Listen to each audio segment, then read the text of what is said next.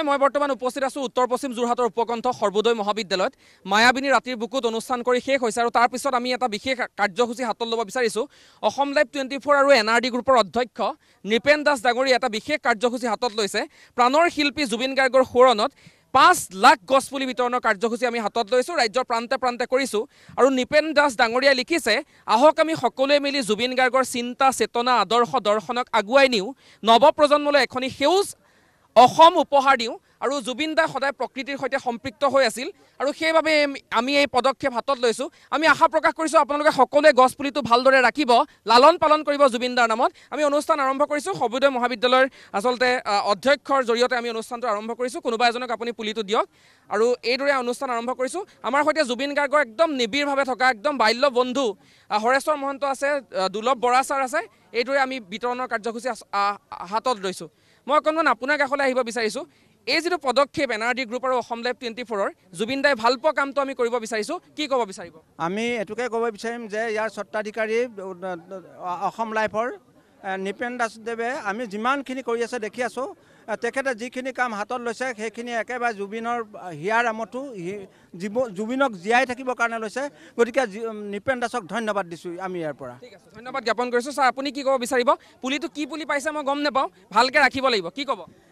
জুবিন গাৰ্গে প্ৰকৃতিক ভাল পাইছিলে জুবিন গাৰ্গে গছ ভাল পাইছিলে জুবিন গাৰ্গৰ এইটো যিটো পদক্ষেপ লৈছে যথেষ্ট শলাগীয় পদক্ষেপ এই পুলিটো মই নিশ্চয় যতনেৰে মোৰ গৃহৰ সন্মুখত ৰাখি জুবিন গাৰ্গৰ স্মৃতি এই পুলিটোৰ জৰিয়তে মই পাম বুলি আশা ৰাখিলোঁ ধন্যবাদ জ্ঞাপন কৰিছোঁ ধন্যবাদ ছাৰ অনুষ্ঠানটো আপোনাৰ জৰিয়তে আৰম্ভ কৰিলোঁ এই অনুষ্ঠানটোক লৈ কি ক'ব বিচাৰিব আজি সঁচাকৈ আমি খুব সৌভাগ্যৱান যে আমাৰ এই অঞ্চলত আৰু আমাৰ মহাবিদ্যালয়ত আহি আজি অসম লাইভ 24 এই অনুষ্ঠান কৰিলে আৰু তাতোতকৈ ডাঙৰ কথা হৈছে যে আজি 5 লাখ গছপুলি যি আজি বিতৰণ কৰা হৈছে এই 5 লাখ গছপুলি যেতিয়া আমি সকলোৱে যদি আমি ইয়াক প্ৰতিপালন কৰি যদি আমি উঠাব পাৰোঁ জুবিনদাৰ যি সপোন সেই সপোন সঁচাকৈ সাৰ্থক হ'ব আৰু নৃপেন দাস ডাঙৰীয়া এইটো খুব এটা সুন্দৰ পদক্ষেপ লৈছে আৰু তেখেতলৈ আমি খুব আমাৰ তৰফৰ পৰা ধন্যবাদ আৰু কৃতজ্ঞতা জনাইছোঁ আপোনাৰ পৰা মনৰ অনুভৱ জানিব বিচাৰিছোঁ কি ক'ব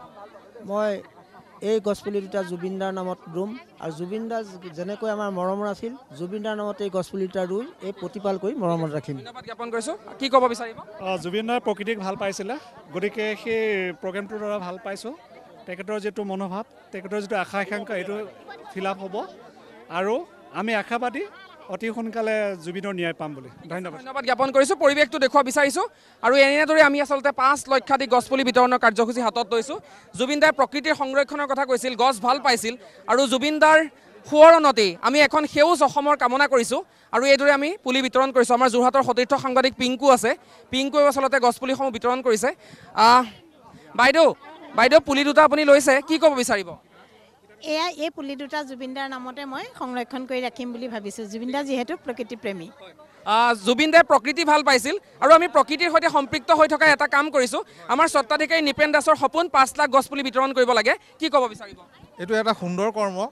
একবৃক্ষ দশপুত্ৰ সমান বুলি কোৱা হয় গছেই আমাক জীয়াই থাকিবলৈ অক্সিজেন যোগান দিয়ে গতিকে ই আমাক সঞ্জীৱনী শক্তি দিব গতিকে তেখেতৰ এই মহানুভৱতাক মই ধন্যবাদ জনাইছোঁ শ্ৰদ্ধা জনাইছোঁ আৰু কাৰ্যসূচীটো চলাই থাকিবলৈ মই অনুৰোধ জনাইছোঁ আপোনাৰ পৰা অকণমান অনুভৱ আচলতে গছপুলি ৰোৱাটো তেখেতৰ এটা অন্তঃকৰণে তেখেতে বিচাৰিছিলে ধৰাখন সেউজীয়া হওক এনেকৈ গছপুলি ৰুয়ে আমি আমাৰ ধৰণীখন সেউজীয়া কৰি জুবিন গাৰ্গক আমি জীয়াই ৰাখিব পাৰিম এইটো এটা আমাৰ পদক্ষেপ হ'ব ধন্যবাদ ঠিক আছে ধন্যবাদ জ্ঞাপন কৰিছোঁ জুবিন গাৰ্গৰ প্ৰতি এই আচলতে আমাৰ ক্ষুদ্ৰ প্ৰয়াস জুবিন দাক জীয়াই ৰখাৰ কি ক'ব ধন্যবাদ আৰু জুবিন দাক আমি নাহৰ মাজত বিচাৰি পাওঁ নাহৰো ৰুব লাগে আৰু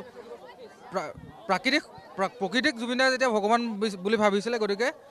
প্ৰকৃতিক আমি ৰক্ষা কৰিবই লাগিব কি ক'ব বিচাৰিবা অসম লাইভৰ এই প্ৰয়াস জুবিন দাই যিহেতু প্ৰকৃতিক ভাল পায় জুবিন দাৰ কোৱাৰ দৰে আমি